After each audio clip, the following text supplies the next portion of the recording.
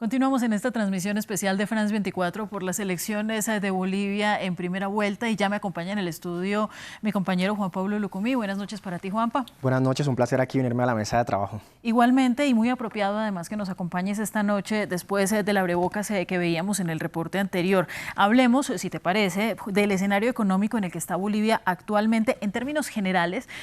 Podríamos, si te parece, revisar los datos macroeconómicos. Revisémoslo porque hay dos datos que pueden dibujar ese panorama complejo a nivel económico de Bolivia. Por ejemplo, uno es el crecimiento económico que se ha desacelerado en el país andino en los últimos años. El Producto Interno Bruto boliviano crecía a un ritmo de más del 5% hace unos 10 años, lo ven ustedes en sus pantallas, y se sostuvo en un entorno a ese porcentaje de forma anual por varios años, pero después de la pandemia, aunque tuvo un rebote de recuperación, el dato más reciente del alza del PIB fue de escasos 0,7% que registró el año pasado. Este panorama, que incluye las importaciones y las exportaciones, también se ve reflejado a nivel interno con los precios. La inflación en Bolivia se trepó a casi el 25% anual en julio. Este es el dato más alto que ha vivido el país en casi 2 décadas y lo hace también subir al tercer puesto en los países con el alza de precios más altas en la región, solo detrás de Argentina y de Venezuela, países que también han acaparado los medios de comunicación, siendo pues los países más inflacionarios incluso del mundo. Hablemos de este tema con nuestro invitado porque pues, lo que antes era un signo de orgullo para Bolivia como una de las inflaciones más bajas de la región y un crecimiento sostenido, hoy es todo lo opuesto. Algo pasó además bajo la administración de Luis Arce, quien fue pues, el ministro de Economía en su momento, de Evo Morales, cuando pues, hubo parte de esos buenos datos. Me gustaría hablar en este momento con Mario Torrico. La pregunta sería, ¿qué fallas financieras pudo haber tenido la gestión de Arce para llegar a este panorama? ¿Cómo llegamos hasta este punto? Bueno, las fallas no vienen del gobierno de Arce, las fallas vienen desde antes. Cuando llega al poder Evo Morales, en ese momento, bueno, un año antes empezó la exportación de gas a Brasil. Y esa exportación fue gracias a una serie digamos, de hallazgos de campos gasíferos enormes, de reservas enormes de gas. Y eso fue el motor de la economía boliviana durante todos estos años, ¿no? Desde 2004 hasta 2022, 23, el motor de la economía boliviana fue la exportación del gas a Brasil, con divisas, o sea, con entrada de divisas sin precedentes en la historia de Bolivia, lo cual permitió ese crecimiento que mostraron, un 5% promedio anual, lo cual es muchísimo. Permitió la caída de la pobreza, permitió la inclusión social, además que el gobierno del MAS, al ser de izquierda, pues también se distribuía buena parte de esos recursos. Pero ¿qué pasó? Con la nueva constitución del 2009 y las leyes que se aprobaron, básicamente se prohibió la participación del sector privado en el sector de hidrocarburos, que se considera estratégico. Esa yacimientos fiscales bolivianos no tiene el músculo financiero para emprender este negocio. Y entonces no hubo reposición de reservas, no hubo nueva exploración de campos gasíferos. Y entonces literalmente Bolivia se quedó sin gas, o sea, nos quedamos sin gasolina. Y Bolivia poco a poco fue exportando menos gas al Brasil. A partir del 2015 se fueron comiendo las reservas internacionales, porque además al tener un tipo de cambio fijo y al subvencionar la gasolina y el diésel, todo eso consume muchos recursos públicos. Y entonces llegamos a 2023 y ahí ya no se pudo sostener la economía. Todo esto, ojo, esto no fue sorpresivo. Todo esto ya lo fueron advirtiendo varios analistas, varios economistas. Nada más, la sorpresa fue que pensábamos, yo me incluyo, que Arce iba a poder sostener la economía hasta el 2025 en su afán de reelegirse, porque Luis Arce quería buscar la reelección. Fue por eso que él buscó deshacerse de Evo Morales, fue por eso que él buscó que el Tribunal Constitucional lo inhabilite, porque Arce quería volver a ser presidente, pero no pudo sostener la economía. La economía se le cayó hace 2 años, a partir de abril del 2023, básicamente, y este año se sintió la inflación, 25% como mostraron, pero en alimentos es casi del 50%.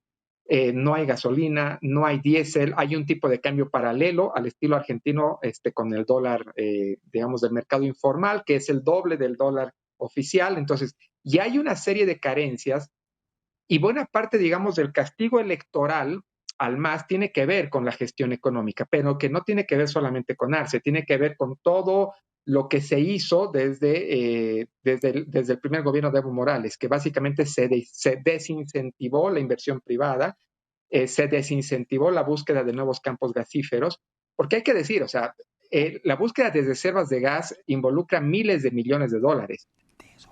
Y esto tiene, digamos, opciones de hacer contratos parciales con empresas internacionales. No tienes que regalar tus reservas, no tienes que regalar tus recursos. Muchos países hacen contratos de riesgo compartido, pero el Estado boliviano prescindió de esa alternativa. Dejamos de tener gas, dejamos de exportar, nos quedamos sin divisas y esa es la raíz de la crisis actual. Bueno, entendiendo todo esto que nos explica el analista, hablemos, si te parece, Juan Pablo, de la revisión de cómo esta producción de gas natural se ha venido desplomando. ¿Tú tienes los datos? Sí, hay que ir unos años atrás, justamente como decía nuestro invitado, porque ese país que pues vendía mucho gas natural a sus vecinos empezó a perder esos clientes. Desde 2006 más o menos la economía boliviana tuvo esa solidez, pero con un gran riesgo. El 30% de las exportaciones dependían del gas, con clientes grandes como Brasil o Argentina, que pues después se acercaron a la autosuficiencia o encontraron mejores precios. Ven ustedes en pantalla justamente ese panorama de la producción. Con este escenario, en este gráfico del Instituto Nacional de Estadística de Bolivia vemos cómo la producción del gas actualmente ronda los niveles de 2005, cuando en ese entonces empezó a elevar la producción. Es decir, en mayo de este año Bolivia produjo 864 millones de metros cúbicos. Eso es una desaceleración considerable si se compara con los casi 2.000 millones de metros cúbicos de hace 10 años, en 2015.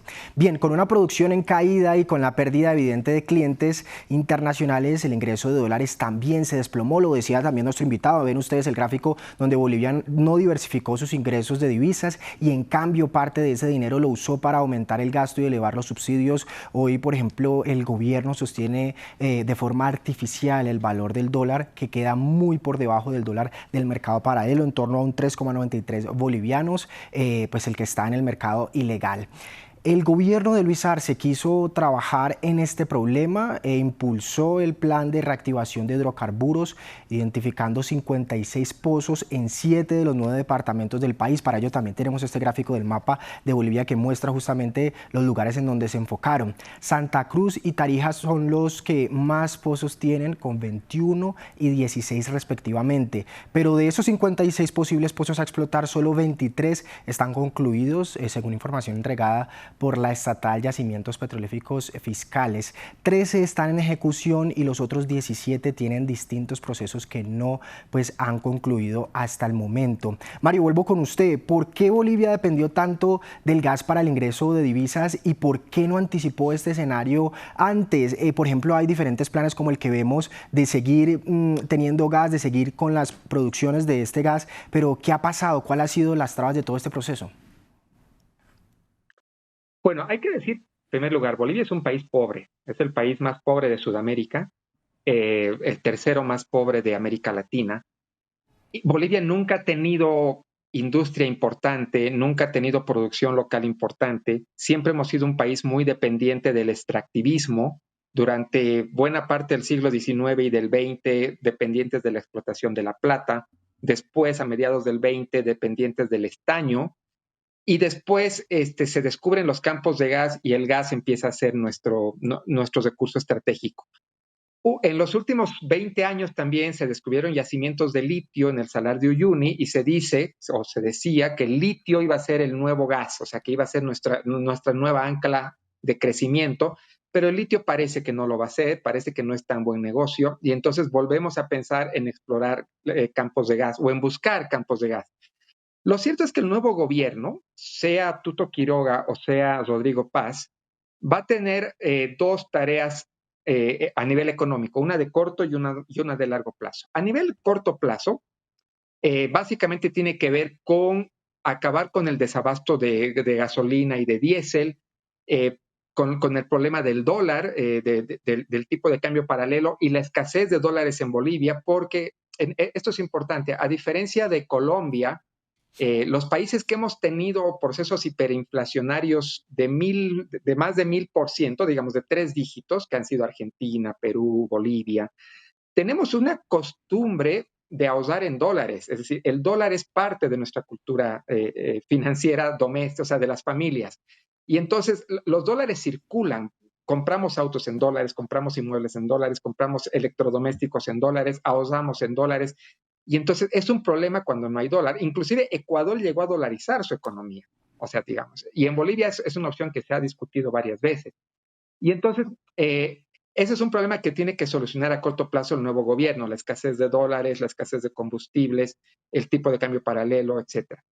Pero a mediano o largo plazo tiene que solucionar que en este momento Bolivia no tiene una fuente de crecimiento económico, no tiene una fuente de generación de riqueza. Y eso es dramático.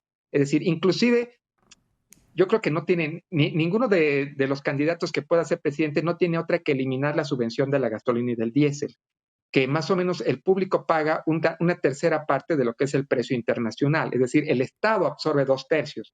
Entonces van a tener que eliminar eso, lo cual va a ser un golpe a la economía de las familias. Pero ni aún así, eliminando eso, no consigues las divisas para importar la gasolina y el diésel que tienes que importar, porque Bolivia casi que el 90% del diésel lo importa y el 60% de la gasolina le importa. Entonces, Bolivia necesita generar riqueza, necesita una nueva generación de crecimiento económico y en este momento no lo tiene ni lo va a tener el próximo año. Entonces, el nuevo gobierno tiene que emprender una tarea de corto plazo y de largo plazo, mediano largo plazo, de encontrar una nueva palanca del crecimiento a largo plazo. Entonces, yo diría que el nuevo gobierno, que va a durar 5 años, se la va a pasar gestionando la crisis. Va a ser un gobierno muy difícil y un gobierno además sin las mayorías que tenía el MAS. Entonces, va a depender mucho de la habilidad política del presidente para establecer acuerdos, alianzas y coaliciones políticas.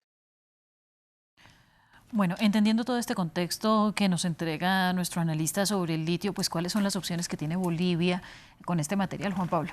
Pues sería bueno hablar de este tema justamente porque pues hay varias personas que podrían desconocer y aquí es donde esta palabra, el litio, este mineral, entra en importancia. El litio fue usado como moneda de cambio por los candidatos durante la campaña con promesas de poder explotar este mineral indispensable para almacenar y transferir energía y por ende necesario para baterías eléctricas, la medicina y en general para la transformación energética. Ven ustedes en pantalla junto con Argentina y Chile y Bolivia pues hacen parte del triángulo del litio con reservas que podrían ser llamativas para grandes industrias como China, Rusia o Estados Unidos, pero han pasado varios años con muchas promesas para poder sacarle provecho al litio y los resultados han sido pocos. Según el Ejecutivo, Bolivia posee unas reservas de 23 millones de toneladas de litio, la mayoría en el Salar de Uyuni, en la región de Potosí, en donde en 2023 se inauguró un complejo industrial estatal con una capacidad de producción total de unas 15.000 toneladas anuales de carbonato de litio que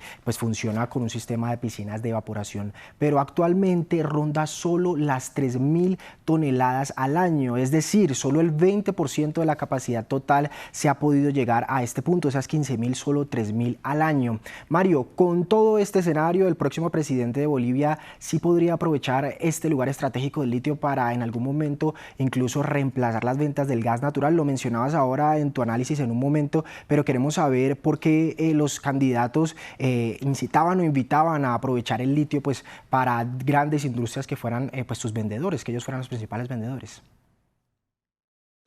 Sí, durante muchos años se vendió, o sea, el MAS lo hizo Evo Morales, que el litio era el futuro de Bolivia. Yo no soy experto en litio, pero lo que he podido saber es que el litio no es tan buen negocio como el gas, porque finalmente el gas, el petróleo, son energéticos. El litio no es un energético. El litio permite, digamos, la construcción de baterías, etcétera, pero no es un energético. Y no hay mejor negocio que los energéticos. Entonces, en ese sentido, el litio no va a poder sustituir al gas. Pero también parece ser que el litio boliviano es sucio, o sea, se necesita mucha inversión y el costo es muy alto para sacar litio de Bolivia y por eso parece que es poco atractivo. Entonces, si a mí me preguntas si el litio va a ser el gran negocio a largo plazo, yo diría que no. Yo diría que puede ser una fuente de ingresos medianamente importante, puede dinamizar en algo la economía, pero yo creo que digamos, el dinamizador de la economía tiene que ser el gas, no hay otra. Pero la gran mala noticia de aquí es que seguimos apostando al extractivismo. O sea, Bolivia no tiene una proyección de dejar de ser un país extractivista y de hecho en los últimos años Bolivia ha sido de los países que más ha desmontado tierras vírgenes, o sea, selva. En los incendios que hay en época seca, Bolivia es de los países que más ha quemado porque seguimos siendo un país extractivista. Entonces, no estamos hablando de tecnologías, de innovación, de nuevas industrias, no, estamos hablando de gas, estamos hablando de litio, o sea, seguimos hablando de extractivismo, de minerales.